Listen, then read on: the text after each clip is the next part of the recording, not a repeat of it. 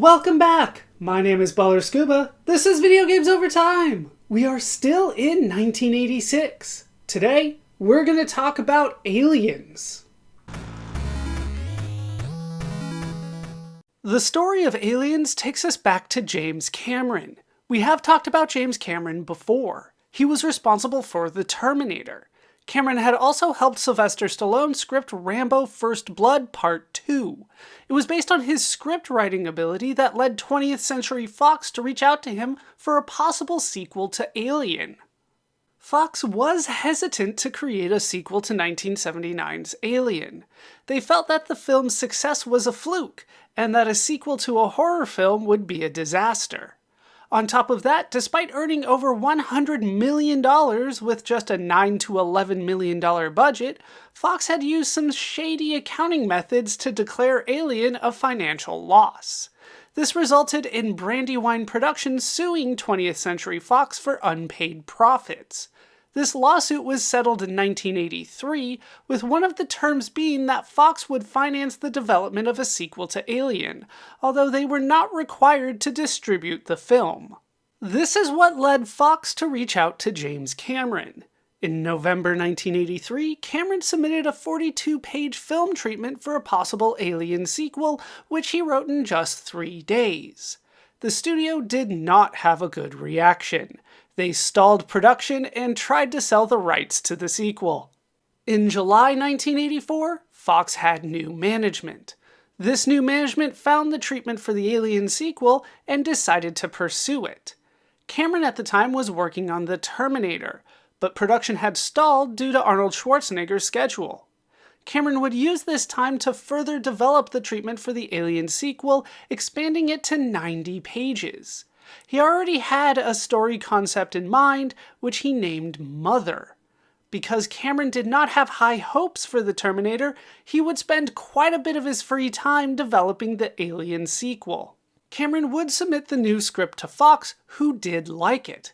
However, Cameron also wanted to direct the film.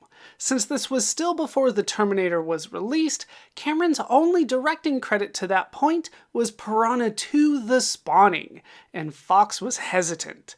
It was only after The Terminator was released and was successful that Fox gave Cameron the directing job on the sequel to Alien. As for the director of Alien, Ridley Scott, he has said that he was never offered the opportunity to direct the sequel, possibly because he was difficult to work with. Cameron wanted to work with Gail Ann Hurd, who had helped create The Terminator. Fox was hesitant, but Hurd was able to use her industry contacts to convince Fox to bring her on as a producer. It was around this time that the name for the sequel, which had the working title of Alien 2, was finally changed to Aliens. Cameron has stated that the name came when he wrote Alien on a whiteboard followed by a $sign, and Alien stuck. Cameron presented his first finished script to Fox in February 1985, just hours before a Hollywood writers' strike. Cameron had a few things in mind for his script. He wanted to combine the tension from Alien with the action from The Terminator. It is said he compared the first film to a haunted attraction, while this sequel would be a roller coaster. He also wanted to have a strong female character similar to Sarah Connor in The Terminator, picturing Sigourney Weaver in the role. And he wanted to make a film about space infantry. For the writing, James Cameron would be helped by David Giler and Walter Hill. Fox did like the script, but were worried about the budget and casting for the film. Cameron and Hurd would quit the project twice, once over the film's budget and once over Fox's refusal to cast Sigourney Weaver for the role. During this second break, Cameron and Hurd would get married and go on their honeymoon. When they returned, the film was greenlit and ready to start production. Casting did not go easy for the film initially. Sigourney Weaver did not want to be in it, feeling that the film was just being made for financial reasons, trying to capitalize on the success of the original. After a few negotiations, Weaver agreed to do the film for $1 million, over $2.9 million in 2025, and a percentage of profits. This was the most she had received in her career to that point. The other roles were cast fairly easily, with Bill Paxton, Michael Biehn, and Lance Henriksen being cast for the film. These three had all worked with Cameron on The Terminator. Paul Reiser was also cast for the film, his first major theatrical role. Cameron wanted the actors to understand the role of a space marine, bringing in real soldiers to train the cast and instructing the actors to read Starship Troopers, a 1959 book by Robert Heinlein about a war in space against a planet of bugs. Principal photography began in September 1985 near London. The film was given a 75-day schedule and a budget of $18.5 million, over $54 million in 2025. Filming was a bit of a struggle. The crew dismissed Cameron due to his inexperience and his desire to get hands-on, ignoring the unionized crew. Cameron was aggressive in getting what he wanted, at one point causing the crew to walk out in the middle of the day. Despite these issues, principal photography concluded in January 1986 on time and on budget, and Fox was happy with the footage they were seeing from the film. Post-production began in April 1986. Many scenes to the film had to be cut, with the final film coming in at just over 2 hours. Fox flew out to ask Cameron and Hurd to see if they could cut the film to just under 2 hours, feeling that this would allow the film to play more often in theaters and increase its revenue. But Cameron refused, and the film's length would stay. Cameron would bring in James Horner to compose the score for the film. Horner was experienced in the industry, composing the score for several films including Star Trek II: The Wrath of Khan, Krull, Star Trek III: The Search for Spock, and Commando. However, this was Horner's first collaboration with James Cameron. Horner was given only 3 weeks to compose the score, while Cameron was still filming and editing due to Horner's scheduling. He would record the score in London with the London Symphony Orchestra and was able to finish on time, but later called the experience a disaster. H.R. Giger, who had worked on the original Alien, could not work on Aliens due to scheduling issues as well. Stan Winston was brought in to create the special effects instead. Winston had previously done work on The Thing and The Terminator. Cameron would assist with the designs, with the idea being to remain faithful to Giger's original work. 20th Century Fox released Aliens to theaters in the United States and Canada on July 18, 1986. It was instantly popular, earning over $10 million in its opening weekend, about $29 million in 2025, becoming the top-grossing film that weekend. It would go on to earn roughly $150 million worldwide across its theatrical release, becoming extremely successful and earning more than the original. Critics at the time were also positive about the film. While the film was seen as not being able to capture the horror feel of the original, critics felt that the thrills and cleverness of the film made up for the change. The suspense created by the action of the film, particularly towards the climax, was seen as a highlight, though some critics saw it as too intense. The acting, special effects, and music for the film were also praised. As time has gone on, Aliens has retained its positive reputation. The film is often cited among the best films of all time, particularly among sequels, action films, science fiction films, and films of the 1980s. Some say it is better than the original film, and some say it is the best sequel of all time. That is a backstory to Aliens. With that told, it's time to talk about the plot of Aliens. If you have not seen the film and do not want its plot spoiled, now would be the time to stop watching. Thank you for watching, and I hope to see you in our next video. For those that have stayed, let's talk about the plot of Aliens. Aliens takes place 57 years after the plot of Alien. Ellen Ripley has been in stasis since the events of the last film, and is rescued and awakened by her employers.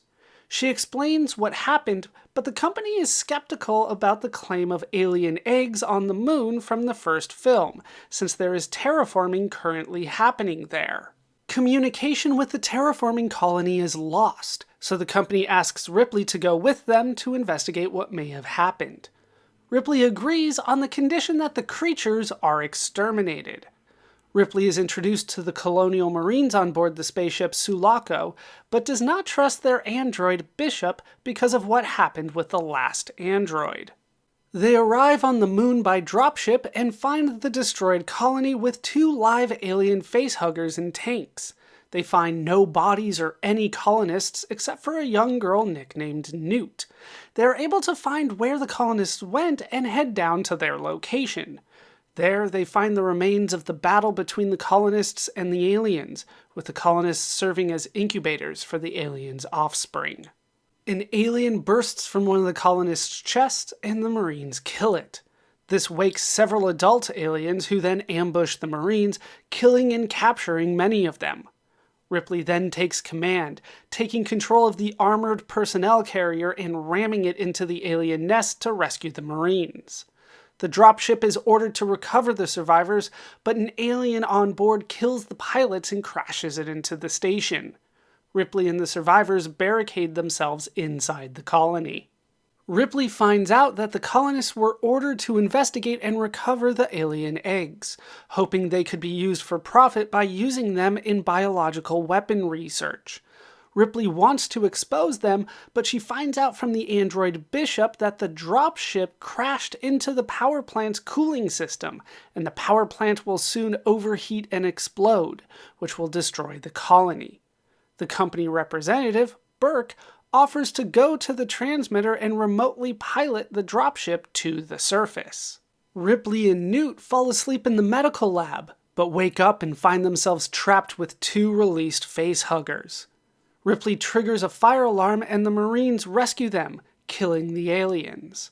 Ripley accuses Burke of releasing the facehuggers. Power is cut and aliens start attacking. The aliens kill Burke and several of the Marines. Newt is separated from Ripley and taken by the aliens. Ripley helps an injured Marine to a second dropship, but insists on going back to save Newt. She arms herself and goes into the hive. She is able to find Newt, and during their escape, they encounter the alien queen surrounded by eggs. Ripley destroys all the eggs, then continues their escape, pursued by the queen. Ripley and Newt are able to make it back to the dropship and escape just before the power station explodes, destroying the colony in a nuclear blast. Back on board the Sulaco, the survivors are ambushed by the queen. The queen rips the android Bishop in half, then advances on Newt. Ripley gets in an exosuit cargo loader and fights the queen. Ripley is able to get the queen out of the ship through an airlock while Bishop keeps Newt safe. The 4 remaining survivors, Ripley, Newt, Bishop, and Hicks, one of the Marines, then go into hypersleep for the return trip to Earth. That is the plot of Aliens. Aliens would solidify the status of a franchise for it and the original Alien. There was an immediate discussion of creating a 3rd film for the franchise. Aliens would prove influential not just as a sequel to the original Alien, but all by itself. The Alien franchise would spread past films into toys, comic books, and video games. In video games, Aliens saw 2 different games released on computers that tied in directly to the film. The first would be named Aliens, the computer game, released by Activision for the Commodore 64.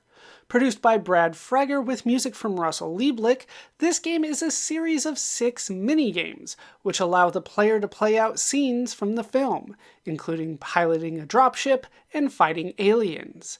This game received mixed reviews from critics. The second game would confusingly also be named Aliens the Computer Game. This version was released by Electric Dream Software to British computers in December 1986. It was produced by John Dean and designed by Mark Isles of Software Studios. In this game, the player is set in the atmospheric processing plant, designed as a maze of 255 rooms. The player will kill aliens in their quest to reach the Queen and her nests and destroy them both. This game was reviewed well by critics at the time. The ideas, the score, the quotes, and the look and feel of Aliens would not only be used by other films, but by video games as well. We will hear more about the impact, influence, and legacy of Aliens and the Alien franchise as we continue. The companies, the cast, the crew, and the creators of the film would all continue to work in film. While some of the future films from these companies and individuals would also have a major influence in video games, other films would not. Regardless, we will hear from these companies and individuals again as we continue, if perhaps only briefly. That will do it for the story of Aliens for now. My name is Ballerscuba. This has been Video Games Over Time. Thank you so much for watching, and I hope to see you in our next video when we fight space pirates.